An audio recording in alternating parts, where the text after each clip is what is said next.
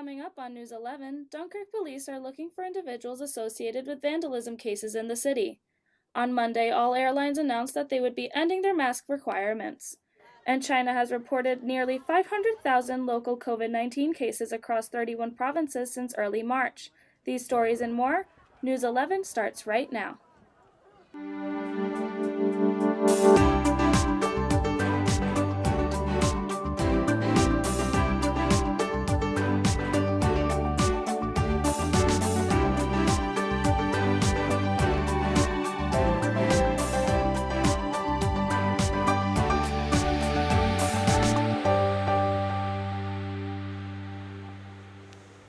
Good evening and welcome to News 11. I'm Chloe Kowalik. And I'm Andy Velez-Davis.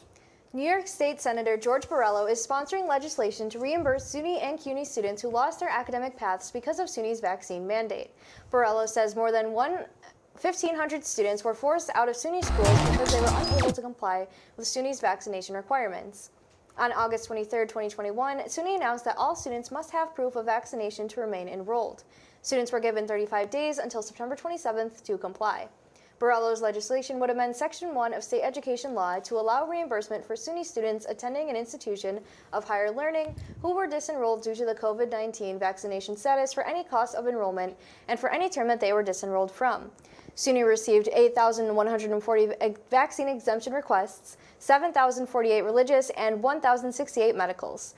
According to SUNY, 7.4% were approved and 1,516 students were disenrolled for failure to comply with the mandate or gain an exemption. Dunkirk Police Department are looking for those related to multiple vandalism cases to city-owned buildings within the city. Instances include graffiti, damage to lawns and gardens, damage to street signs and light poles, and damage to Wright Park in Dunkirk. Dunkirk police say they take these investigations seriously and work to ensure residents follow park rules and regulations. The city says they will be installing citywide cameras to help protect community assets. If you have any information of any of the above incidents, you're asked to contact the Dunkirk Police Department at 716-366-2266 or the confidential tip line at 716-363-0313.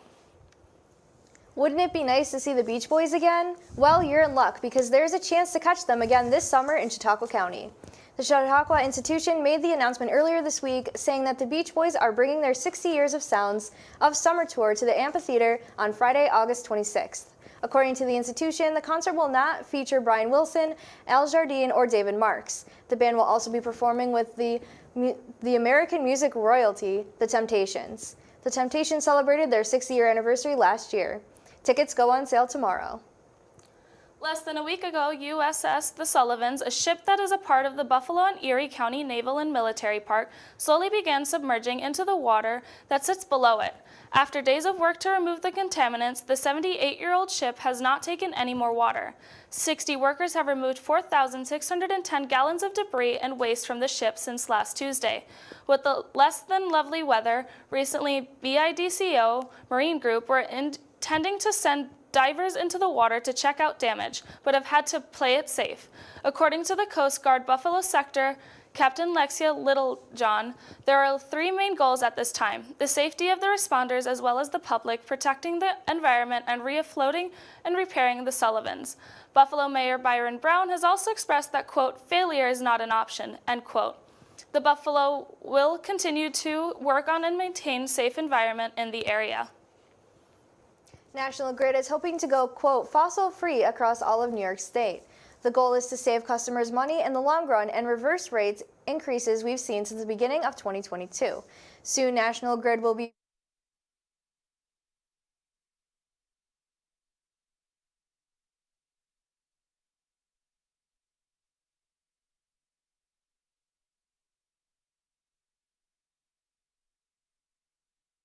we can use things like methane gas from landfills and farms, end quote. Patrol also added a typical National Grid energy bill is $800 higher than the hybrid approach and $1,000 higher than fossil-free gas. According to National Grid, 60% of all heating comes through natural gas, and by 2050, National Grid hopes to use 50% of electric heat pumps. Governments in Western New York will be getting a big payout for opioid lawsuits against pharmaceutical companies. According to New York Attorney General Letitia James, Erie County will be receiving $13 million. She says that the money is a result of the damage and destruction of opioids have caused in the area. James also explained that the funds will go into the opioid prevention, treatment, and education efforts. Buffalo Mayor Byron Brown confirmed that Erie County will receive $8 million in funds, and the City of Buffalo will be receiving $582,000. Erie County Executive Mark Poloncarz says that the settlement is, quote, fair to the people of our state, end quote. Opioid-related deaths did rise during the pandemic, but Poloncarz hopes to see a decrease in these deaths with the new funds the county will be receiving. James confirmed that $197 million will be received statewide, and there is no more money to come. Kaleida Wellbeing's High Point on Michigan nursing residents in Buffalo was recently fined $40,000 for not following COVID-19 restrictions. They were fined for failure to test frequently for COVID-19 and also taking temperature screenings of employees. It is the 11th largest fine given by the health department to any nursing residents in the past 20 years. Inspectors have been at the residence checking that employees who work more than 3 days a week are getting tested every other week. No residents have been affected by the poor COVID-19 practices by the High Point nursing residents. Niagara Falls had a big Powerball win in the past week. The New York Lottery announced Tuesday that a lottery ticket worth $50,000 was sold at Tops Friendly Market on Military Road in Niagara Falls. Although it wasn't a jackpot win, this ticket was one of the three third prize winners sold in the past week, with the other winners living in Staten Island and Brooklyn. There was no jackpot winner Monday, meaning the Powerball jackpot has now reached a total of $370 million. If you're a fan of Buffalo's favorite Paula's Donuts, we've got a sweet way to help you give back to your community. Paula's Donuts will be teaming up with the Child Advocacy Center at Best Self to help spread awareness during National Child Abuse Prevention Month. Erie County currently sees the second most reports of child abuse cases in all of New York State. And in an effort to raise money for a good cause, half of each sale of Paula's Cookie Monster donut will be donated to the center. And when we come back, airlines across the country are no longer requiring masks and more national headlines. We'll be right back.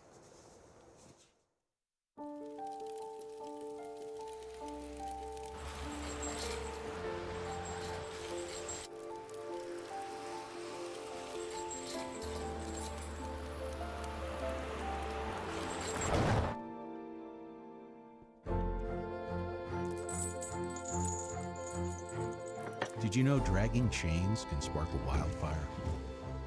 Only you can prevent wildfires. When I was in foster care, I never knew when I would have to move, so I always had my suitcase ready to go. Then one day, I was adopted. My new parents opened their hearts and home to me. My parents cook my favorite breakfast for me every morning. My parents take me on trips I never thought I would go on. They gave me a home and an even better reason to use that suitcase. My parents aren't perfect, but they're perfect for me.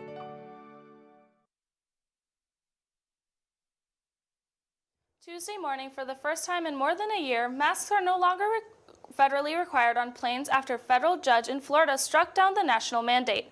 This comes less than a week after the CDC had extended it for another 2 weeks.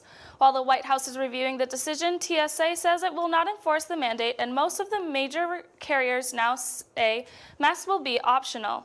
U.S. District Judge Catherine Kimball Mizell said Monday she does not need another hearing to decide that the rule exceeds the CDC's authority. Last week, the Biden administration once again extended the rule to expire on May 3rd, citing a rise in coronavirus cases. But only hours prior, the airline industry's top lobby wrote that the White House to say the mandate must end. Since the announcement of the ruling was made public, the Association of Flight Attendants is calling for, quote, calm and consistency in the airports and on planes. The CDC also announced it will not enforce the new order, but recommends that people wear masks indoors in public. Transportation settings for the time being. On Tuesday, Oakland County Circuit Judge Cheryl Matthews denied a motion to reduce bonds for the parents of a Michigan teenager charged in a shooting at Oxford High School. The judge asserts that Jennifer and Jason Crumley's actions before their arrests on December 4th were meant to conceal their whereabouts. Matthews says, quote, the defendants indicate they were devastated when they heard about the alleged allegations of their son, felt unsafe in their home, felt hounded by the press, and found it necessary to leave, end quote. Matthews then cites how these actions are not in cooperation with law enforcement. The parents are accused of failing to keep a gun secure at home and failing to responsibly care for their son when he showed signs of mental distress. They have pleaded not guilty. The Crumleys' lawyers were originally asking for bonds to be lowered to $500,000 each to $100,000 each. The attorneys plan to appeal the judge's decision. Some financial aid may be coming to those who are still paying federal student loans. The Department of Education announced Tuesday it's making changes to the system.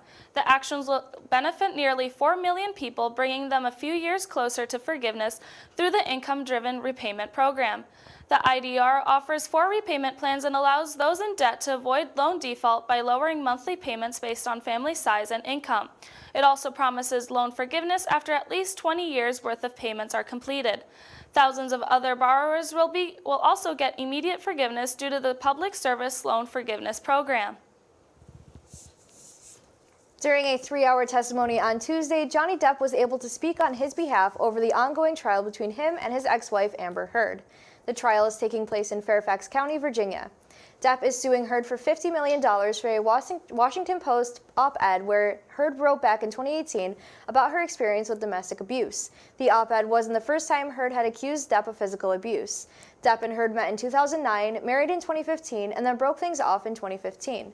There were many charges against each other for, quote, bad behavior. Their divorce became official in 2016. But on Tuesday, Depp said, quote, my goal is the truth, end quote. In his testimony, Depp talked about how he had endured years of verbal and physical abuse from his mother and had a harsh relationship with his parents and how it led to poor choices later in life. Depp claimed that Heard's accusations caused much loss for him and his children and especially hit him hard with his career. Heard also has a lawsuit for defamation against Depp that has been ongoing since 2020. Elon Musk, the richest man in the world, is trying to buy Twitter. Currently, Musk stands at the largest individual shareholder of Twitter, owning a 9% stake in the company. Recently, Musk has made a $43 billion offer to not only the Twitter board of directors, but has also been very public with his offer through his Twitter account. As it stands right now, the board of directors has not accepted or rejected Musk's offer, but they have put a, quote, poison pill in place, more formally known as the shareholder rights plan. This would make it more expensive for Musk to increase his stock to 15% or more, thus giving them more time to consider. Musk's offer has also attracted the attention of other potential buyers, such as private equity firm Thoma Bravo, which owns several software companies such as McAfee, Antivirus. The Wall Street Journal has also said that the buyout firm Apollo Global, who owns Yahoo, may get involved by either supporting Musk financially or providing assistance to another buyer. As of right now, the Securities and Exchange Commission has not spoken up about Musk's deal, but there is the chance that they may in the future. The Food and Drug Administration is investigating Lucky Charms cereal after reports of people getting sick. The move comes after a popular online poison website reported that more than 1,300 people had said they had gastrointestinal issues after eating Lucky Charms. However, cereal maker General Mills says it has found no evidence of people getting sick. The FDA says it has received only but a few complaints about people getting sick after eating the cereal directly. The FDA has started on an on-site inspection of the cereal production sites, but hasn't announced a recall. Verizon is raising the minimum wage for its employees. The telecommunications company announced that it's raising its starting wage to $20 an hour for those in customer service, retail, and inside sales positions. Current employees who are not making that much will automatically see their hourly wage raised to the new rate. Verizon has not said how many employees the pay hike will impact. The company says other positions in the company will see enhanced compensation and incentives, including sign-on bonuses to those who can fill its specialist and assistant manager positions. And when we come back, Sarah Gordon joins us for our weekly sports update, and we'll hear our first weather update from Josh. We'll be right back. This one's for the real ballers and shot callers, the Sisterhood of Women in Tech. They're discovering cures, building apps, and programming the blockchain. They're CEOs, worldwide hustlers who can make it rain. They're tearing down the old boys club and seeing big gains. Because when women in tech come together, you know they make that change.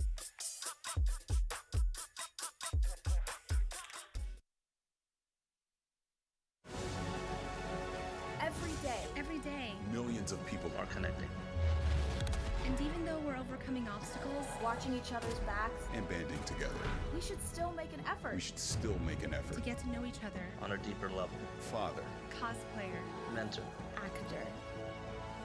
it's time we take a step forward It's time we take a step forward. Come together. and discover How accepting our differences can make us stronger.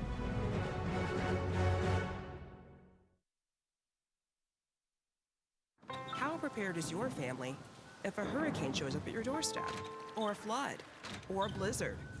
You can't just turn away a natural disaster. That's why it's important to go to ready.gov/plan now. It has the tools and tips you need to make an emergency plan with your family. So if disaster comes knocking, Let's go. you'll be ready to help keep your family safe. It's just a pizza. Make a plan today.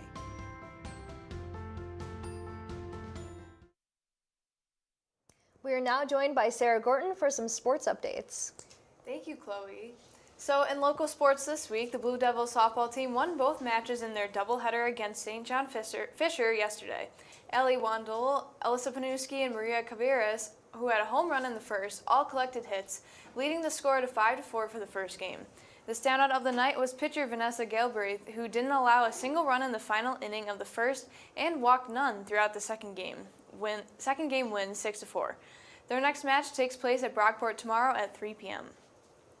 The Buffalo Sabres had an exciting weekend, beating the Philadelphia Flyers twice, first 4-3 last Saturday night and second 5-3 on Sunday. The first game gave goals to Rasmus Dahlin, Vinny Hinestraza, and Kyle Oposo, and Tage Thompson on the power play. Buffalo Bills quarterback Josh Allen was even at the game, visiting the team in the locker room afterwards and seemingly becoming the Sabres' good luck charm. The second game on Sunday brought Anders Bjork into the mix, scoring a goal in the first period, joined by Victor Olofsson and Tage Thompson, who both had 2 goals throughout the game. Dustin Tokarski also played well in net with 32 saves, helping to bring the Sabres to their first season series sweep over the Flyers since the 1990-91 season. Their next match is happening now against the New Jersey Devils, so tune in after News 11, of course, to find out the winner. And the NBA playoffs are now in Game 3, with the Memphis Grizzlies in their match against the Minnesota Timberwolves right now. The series split at 1-1 so far. Also happening tonight is another split series between the Dallas Mavericks playing the Utah Jazz, and that game is at 9 p.m. And lastly, the Golden State Warriors will take on the Denver Nuggets at 10 p.m. Golden State is leading the series 2-0 and look to continue their sweep. Tomorrow, the Miami Heat will take on the Atlanta Hawks, with Miami leading the series 2-0. And following that is the reigning champ Milwaukee Bucks trying to take a series lead against the Chicago Bulls game at 8:30 p.m. The final game, 3 matches, will be tomorrow at 9:30 p.m. with the Phoenix Suns playing the New Orleans Pelicans, who are tied in the series 1-1, and the Boston Celtics taking on the Brooklyn Nets, with Brooklyn being down in series 0-2 on Saturday at 7:30 p.m.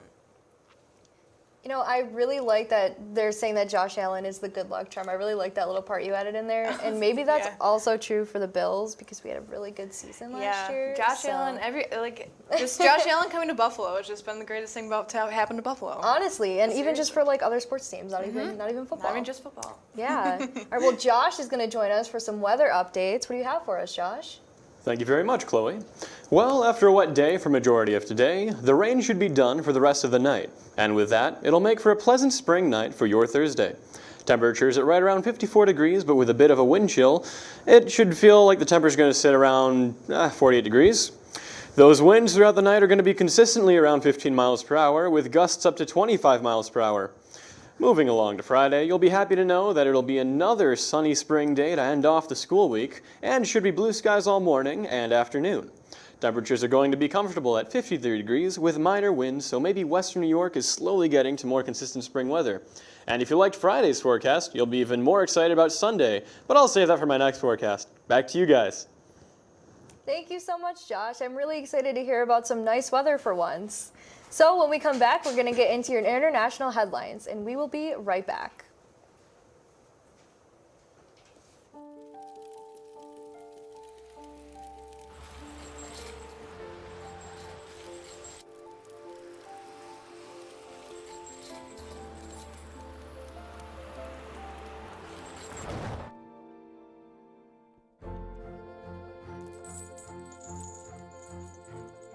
Did you know dragging chains can spark a wildfire? Only you can prevent wildfires. When I was in foster care, I never knew when I would have to move, so I always had my suitcase ready to go. Then one day, I was adopted. My new parents opened their hearts and home to me.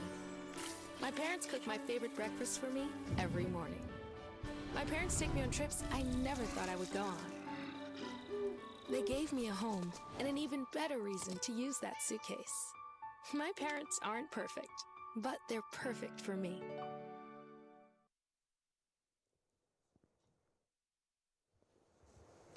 China has reported nearly 500,000 local COVID-19 cases across 31 provinces since early March.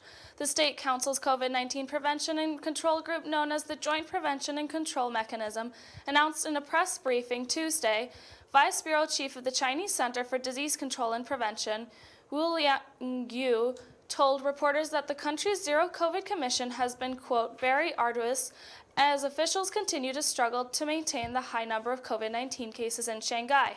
Yet health officials reiterated Tuesday for residents to adhere to its Zero COVID policies, doubling down on its strategy, which in recent weeks has led to rare protests and frustration nationwide. Health officials in Shanghai also said Tuesday that neighborhoods and hospitals should not block or reject patients without COVID tests, suggesting buffer zones should be established in emergency wards for critical patients without PCR tests, following reports of residents without those tests being delayed or denied urgent medical care. The Biden administration has unveiled a new round of sanctions against Russia on Wednesday, targeting a bank, cryptocurrency, and 40 people tied to an oligarch. The Treasury Department sanctioned privately owned commercial bank TransCapital Bank authorities say it offers services to help people trying to evade international sanctions. Russia's vast cryptocurrency mining services are also being targeted. Russia is home to reportedly the third largest crypto mining operation in the world. The Treasury Department is also imposing sanctions on 40 people and entities tied to oligarch Konstantin Malavov. He is also believed to help individuals and businesses avoid sanctions. Finally, the State Department is redistricting the visas of 635 Russians involved in suppressing dissent. 19 Turkish rebels are left dead in Turkey as they launched a new ground and air cross-border offensive against Kurdish militants in northern Iraq. Turkey has conducted numerous cross-border aerial and ground operations against the Kurdistan Workers' Party, also known as the PKK, over the past decades. The latest offensive, named Operation Claw Lock, was centered in northern Iraq's Matina, Zap, and Avishan Basyan regions. The Turkish minister said the incursion was targeting terrorists and that maximum sensitivity was being shown to avoid damage to the civilians and cultural and religious structures. Akar said the jets successfully struck shelters, bunkers, caves, tunnels, ammunition depots, and headquarters belonging to the PKK. The group maintains bases in northern Iraq and has used the territory for attacks on Turkey. When we come back, we'll have your What's Trending stories and another weather update from Josh. We'll be right back. Most of my family, they never graduated high school or even let alone go to college, so I'm trying to break that barrier. Every day after work, went straight to school, studied hard, and it paid off. I could not have done it alone. I see the future is really bright for me. The high school diploma is just added to the confidence, and now I feel unstoppable. Find free adult education classes near you at finishyourdiploma.org.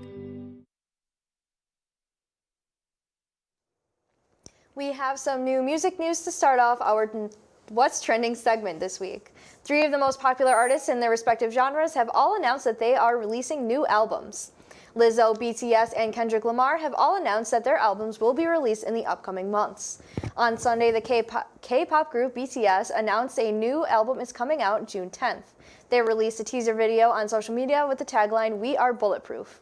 No word yet on if that's the title of the latest recording, but that phrase was seen on a video screen at the end of a recent show in Las Vegas. Officials say more information will be given at a later date.